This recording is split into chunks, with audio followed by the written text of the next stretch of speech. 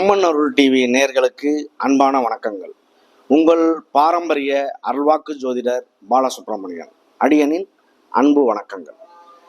என்றும் குருவழியில் குருவை நேசிப்போம், குருவை போற்றுவோம். இப்போ நம்ம எதை பத்தி பார்க்க போறோம் அப்படின்னா, சுக்கிர பெயர்ச்சி. நம்ம தொடர்ச்சியா மாத பலன் எல்லாமே கொடுத்துக்கிட்டு வந்துகிட்டு இருக்கோம். இதுல நம்ம இந்த இதுல பார்க்க போற ஒரு விஷயம் பாத்தீங்க அப்படின்னா, சுக்கிரனுடைய பெயர்ச்சி. சுக்கிரன் ஒரு மாதத்துக்கு ஒரு வாட்டி பயணம் செய்யக்கூடிய கோள். இப்ப பாத்தீங்க அப்படின்னா, சுக்கிர பெயர்ச்சி ஆகப்பட்டது காலபுருஷ தத்துவப்படி மேச ராசியான முதல் வீட்டுல இருந்து அவருடைய சொந்த வீடான ரிஷப ராசிக்கு பெயர்ச்சி ஆகிறார். அவர் பெயர்ச்சியாகி எப்படிப்பட்ட பலனை கொடுப்பாரு அப்படிங்கிற ஒரு விஷயத்த நம்ம விரிவா பார்ப்போம். இதுல பாத்தீங்க அப்படின்னா, எப்ப பெயர்ச்சி ஆகிறாரு, அவர் பெயர்ச்சி ஆகும்போது இந்த கோள்கள்லாம் எங்கெங்க இருக்கு அப்படிங்கிற ஒரு விஷயத்த நம்ம அதை கொஞ்சம் பார்த்துருவோம். அதாவது வைகாசி மாதம் 6ஆம் தேதி 19/5/2024 சுக்கிரன் பெயர்ச்சி ஆகிறாரு. அந்த பெயர்ச்சி ஆகும்போதே பாத்தீங்கன்னா ஞாயிற்றுக்கிழமை 19/5/2024 ஞாயிற்றுக்கிழமை பெயர்ச்சி ஆகுது. மே மாசம் 31ஆம் தேதி புதன்கிழமை, அதாவது பாத்தீங்க அப்படின்னா 18ஆம் தேதி, வைகாசி மாதம் 18ஆம் தேதி புதன் பாத்தீங்க அப்படின்னா மேசராசில இருந்து ரிஷபராசிக்கு பெயர்ச்சி ஆகுது. ஜூன் மாதம் 1ஆம் தேதி, அதாவது 19ஆம் தேதி, வைகாசி மாதம் 19ஆம் தேதி பாத்தீங்க அப்படின்னா செவ்வாய் மீன வீட்டுல இருந்து அவருடைய சொந்த வீடான மேச ராசிக்கு பெயர்ச்சி ஆகுது. அப்ப இந்த 3 கிரகங்களுமே பாத்தீங்க அப்படின்னா பெயர்ச்சி ஆகுது. இதுல சொந்த வீட்டுக்கு செவ்வாய் பெயர்ச்சி ஆகுது, சுக்கிரன் அவருடைய சொந்த வீட்டுக்கு பெயர்ச்சி ஆகிறாரு. அப்ப இந்த கிரகங்களுடைய அமைப்புல சந்திரன் கேது பாத்தீங்க அப்படின்னா கன்னியில இருக்கு, சனி பகவான் கும்பராசியில இருக்காரு, செவ்வாய் ராகு மீனத்துல இருக்கு, இந்த புதன் பாத்தீங்க அப்படின்னா இதுல மேச வீட்டுல இருக்கு. இது கிரகங்களுடைய அந்த பெயர்ச்சி, சுக்கிர பெயர்ச்சி ஆகும்போது இருக்கக்கூடிய ஒரு விஷயங்கள். இந்த சுக்கிரன் எதற்கு காரகர் அப்படிங்கிற ஒரு விஷயத்த பாத்தீங்க அப்படின்னா, நம்ம ஆதி மனிதன் ஒரு நாகரீக வாசலை எட்டி பிடித்த போது ஆரம்பமானது இந்த சுக்கிரனுடைய காரகம். சுக்கிரனுக்கு பாத்தீங்க அப்படின்னா என்னென்ன காரகங்கள், என்னென்ன வேலைகள், என்னென்ன இதுங்கிறது பாத்தீங்க அப்படின்னா, இந்த உயிர்கள்லாம் சமநிலை, உயிர்களுக்கு ஒரு துணை ஒன்று இருக்கு அப்படின்னா அது சுக்கிரன் தான். இந்த உயிர்கள்லாம் சமநிலை பெற்று அதுக்கு பாத்தீங்க அப்படின்னா அவருடைய சமநிலை பெற வைக்கிறதுங்கிறதே ஒரு சுக்கிரனுடைய கடமை பணி. அப்ப இந்த ஒரு விஷயங்கள் சுக்கிரன் என்னென்ன பண்றாரு அப்படிங்கிற ஒரு விஷயத்த இந்த 12 ராசிகளுக்குமே எப்படிப்பட்ட ஒரு பலனை கொடுப்பாரு அப்படிங்கிறத நம்ம விரிவா பார்க்க போறோம். அன்பார்ந்த சிம்ம ராசி அன்பர்களே, சிம்ம ராசி அப்படின்னாலே பாத்தீங்க அப்படின்னா காலபுருஷனின் தத்துவப்படி அது 5வது ராசி. 5 அப்படிங்கிறது பூர்வ புண்ணிய ஸ்தானம்னு சொல்லுவோம், குலதெய்வ ஸ்தானம்னு சொல்லுவோம். 5ஆம் இடத்து அதிபதி சூரியன். சூரியன் என்றால் அப்பான்னு சொல்லுவோம். இந்த 12 கிரகங்களுக்குமே அப்பா அப்படி ஒரு கிரகம் அப்படின்னா சூரியன், அம்மா அப்படிங்கிறது சந்திரன். இந்த சூரியனாகப்பட்டது ஒவ்வொரு 12 கட்டத்துக்குமே ஒரு ஜாதகருக்கு சூரியன் என்பது அப்பாவுடைய காரகமாகவும் சந்திரன் என்பது அம்மாவுடைய காரகமாகவும் நம்ம எடுத்துக்கிறோம். இந்த சுக்கிர பெயர்ச்சியானது இந்த 12 ராசிக்கும் எப்படி இருக்கும் அப்படிங்கிற ஒரு விஷயத்த நம்ம பார்த்துக்கிட்டு வந்துட்டு இருக்கோம். இதுல இந்த சிம்ம ராசிக்கு சுக்கிர பெயர்ச்சி எப்படி இருக்கும் அப்படிங்கிற ஒரு விஷயத்த நம்ம விரிவா பார்ப்போம். சூரியன் அப்படிங்கிறது, சூரியனை மையமா வச்சுதான் எல்லா கோள்களுமே இயங்குது. அதுலயும் புதன் பாத்தீங்க அப்படின்னா ரொம்ப நெருங்கி சூரியனோட இருக்கும். அதுக்கு அடுத்தபடியா சுக்கிரன் தான் இருக்கும். அதனால இந்த 3 கிரகங்களையுமே முக்கூட்டு கிரகங்கள் அப்படின்னு நம்ம சொல்றோம். இந்த சுக்கிரன் பாத்தீங்க அப்படின்னா உயிர்களுக்கு ஒரு துணையை தந்து பூலோகத்தில் சமநிலை வற்றாமல் பாதுகாக்கிறது சுக்கிரனுடைய கடமையாகும். உலகத்தில் உள்ள இன்பங்கள், ஆடம்பரமான வாழ்க்கை, பகட்டான வாழ்க்கை காரணமானவர் பாத்தீங்க அப்படின்னா சுக்கிரன். காம உணர்வுகள், ஒரு மனிதனுக்கு பாத்தீங்க அப்படின்னா காம உணர்வுகள், ரசனை, அழகு, அழகிய பொருட்கள், இது எல்லாமே பாத்தீங்க அப்படின்னா சுக்கிரனுடைய காரகம் தான். பணம், ஆடை, ஆபரணம், இதெல்லாமே அதுதான். வாசனை திரவியங்கள், அலங்காரமான மாளிகை, வாசனை திரவியங்கள், வசிப்பிடங்கள், வாகன யோகங்கள், இதெல்லாம் வந்து கண்டிப்பா சுக்கிரனுடைய காரகம். அப்ப இந்த சுக்கிரனுடைய காரகம் வந்து பாத்தீங்க அப்படின்னா கரு உற்பத்திக்கு ஒரு ஜாதகர் இருக்காரு, ஆணாக இருந்தால் வந்து பாத்தீங்க அப்படின்னா சுக்கிலம், பெண்ணாக இருந்தால் வந்து பாத்தீங்க அப்படின்னா சுரோனிதம். இது ரெண்டுமே கரெக்டா அவங்களுக்கு இருக்கு அப்படின்னா கரு உற்பத்திக்கு தேவையான சுக்கிலம் சுரோனிதம் ரெண்டுக்குமே காரகர் சுக்கிரன் ஆவார். அதாவது வந்து பாத்தீங்க அப்படின்னா இந்த அதாவது நீர் வந்து ஒரு சுரப்பிகள், நீரத்தை நம்ம சுரப்பிகள்னு சொல்றோம். அந்த சுரப்பிகள் சமநிலையா நமக்கு சுரக்குது அப்படின்னா அந்த சுரப்பிகளுக்கும் சுக்கிரன் தான் காரகம். ஒரு வியாதி நமக்கு வருது அப்படின்னா, ஒரு நோய் அந்த மாதிரி இருக்கு அப்படின்னா பால்வினை நோய், நீரிழிவு நோய், இது எல்லாமே வந்து பாத்தீங்க அப்படின்னா சுக்கிரனுடைய காரகம். அப்ப சுக்கிரன் வந்து ஒரு கிரகம் 12 இந்த 9 கிரகங்கள்ல ஒரு கிரகம் எவ்வளவு பங்களிப்பு வச்சிருக்கு தெரியுமா? அப்ப அந்த ஒரு கிரகத்தினுடைய அடிப்படையில இவங்க வந்து பாத்தீங்க அப்படின்னா சுக்கிரன் அமைவை பொறுத்தே ஒரு மனைவியினுடைய சுபாவம், மனைவியினுடைய எப்படிப்பட்ட மனைவி வரும், மனைவி வந்து கவர்மெண்ட் சாப்பிட வருமா, இல்லை கவர்மெண்ட் இல்லாமல் வருமா, நல்ல நடைமுறையில் வருமா, எப்படிப்பட்ட ஒரு விஷயத்தையும் தெரிஞ்சுக்கக்கூடிய ஒரு வாய்ப்பு ஒரு கணவன் ஜாதகத்தில் சுக்கிரனுடைய அமைவை பொறுத்து. அப்போ உங்களை பொறுத்தளவுக்கு வந்து பார்த்தீங்க அப்படின்னா ஒரு சுக்கிரனுடைய வந்து பார்த்தீங்க அப்படின்னா சுக்கிரன் வந்து அவங்களுக்கு பலவீனமாக இருந்தாலோ, அஸ்தமனமாக இருந்தாலோ, வக்ரமாக இருந்தாலோ, ஒரு சில வகைகளில் பாதிப்புகளில் இருந்தால் அவர் வந்து பார்த்தீங்க அப்படின்னா மனைவியினுடைய அந்த ஒரு காம உணர்வுகளுக்கு இயலாதவராகி விடுகிறார்.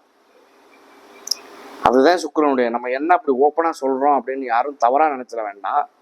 இந்த விஷயத்தை பொறுத்தளவுக்கு வந்து பாத்தீங்க அப்படின்னா உண்மையான விஷயங்கள்.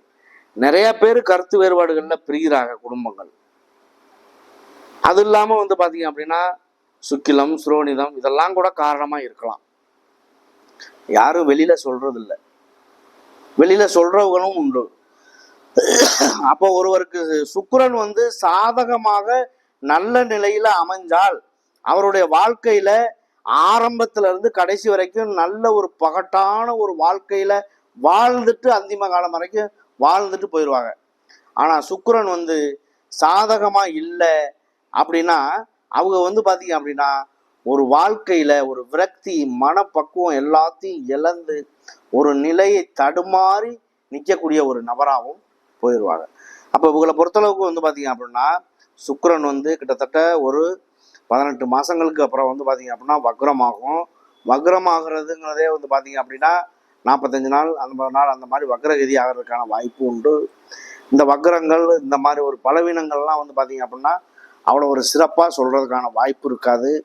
இருந்தாலும் பலவீனம் இருந்தாலும் இப்போ ஒரு நீசம் வருது அப்படின்னா நீச பங்கம் ஆகுதா, இல்லை உச்சமாகுதா, திதி சூனியத்துக்குள்ள அகப்படுதா, இதெல்லாம் பார்த்து பரிகாரத்துக்கு உள்ள வருதா, இதெல்லாம் பார்த்து பரிகாரங்கள் பண்ணி அவருடைய வாழ்க்கையில ஒரு நல்ல விதத்தை அனுபவிக்கிறதுக்கு அதுவும் வந்து அவருடைய விதி ஜாதகத்தின் அமைவை பொறுத்து. விதி ஜாதகத்துல உங்களுக்கு வந்து பாத்தீங்க அப்படின்னா ஒரு நல்லதை அனுபவிக்க வாழ்க்கையில ஒரு இது இல்லை அப்படிங்கிற ஒரு சூழ்நிலை வருதுன்னா அதுதான் உங்க வாழ்க்கை கர்மா, அதுதான் உங்களுடைய கர்மா. உங்களுடைய கர்மாவை பொறுத்தளவுக்கு முன் ஜென்மத்துல என்ன கர்மா எடுத்தோமோ அதனுடைய தொடர்ச்சி தான் இந்த பிறவி. இந்த பிறவியில நல்லது கெட்டது, இன்பங்கள் துன்பங்கள், கஷ்டம் நஷ்டம் எல்லாம் அனுபவிக்கணும் அப்படின்னா கிரகங்களுடைய அடிப்படையில நமக்கு சாதகமாக இருக்கக்கூடிய கிரகங்கள் எல்லாம் சாதகமாக இருந்தால் வாழ்க்கையில எந்த விதமான தோல்வியும் இல்லாமல் வெற்றி வாய்ப்புகளை சூடி நல்ல ஒரு வாழ்க்கைக்குள்ள போய் வாழ வேண்டிய அமைப்பு வந்துடும். அப்படி இருக்கையில வந்து பாத்தீங்க அப்படின்னா இந்த சுக்கிரன் ஆகப்பட்டவர் வந்து ஒருவருடைய கடைசி குழந்தை ஒருத்தருக்கு பிறக்குது அப்படின்னா பரணி, பூரம், புராணம் இந்த நட்சத்திரத்துல பிறக்குது அப்படின்னா அது கடைசி குழந்தையா இருக்கு அப்படின்னா குட்டி சுக்கிரன் சொல்லுவோம். இந்த குட்டி சுக்கிரன் குடிய கெடுக்கும், கொஞ்சம் பலவீனத்தை சந்திக்கும், ஏற்றத்தாழ்வான விஷயங்களை சந்திக்க வேண்டிய சூழ்நிலை வரும், குடும்பத்துல உள்ள பிரச்சனைகள் அதிகரிக்கும், இதெல்லாம் நம்ம கேள்விப்பட்டிருக்கோம்.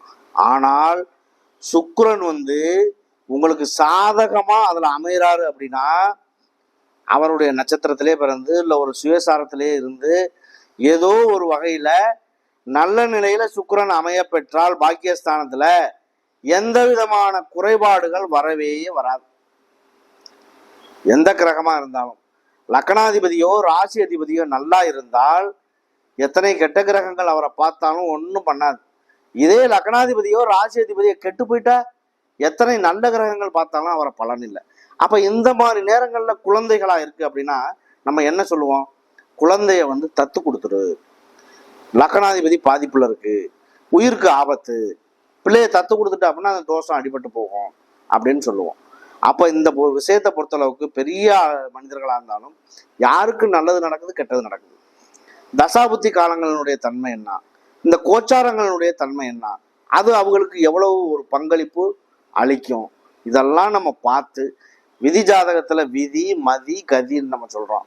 அப்ப இந்த ஒரு விஷயங்கள்லாம் நன்மையை தரும் பொழுது வாழ்க்கையில் என்னைக்குமே வாழ்க்கையில ஒரு சந்தோஷமான காலகட்டம் தான். ஆனால் இந்த சிம்ம ராசியை பொறுத்தவரை பாத்தீங்க அப்படின்னா உங்களுக்கு இந்த சுக்கிர பகவான் உங்களுடைய ராசிக்கு சுக்கிர பகவான் 10க்கும் 3க்கும் உள்ள அதிபதி.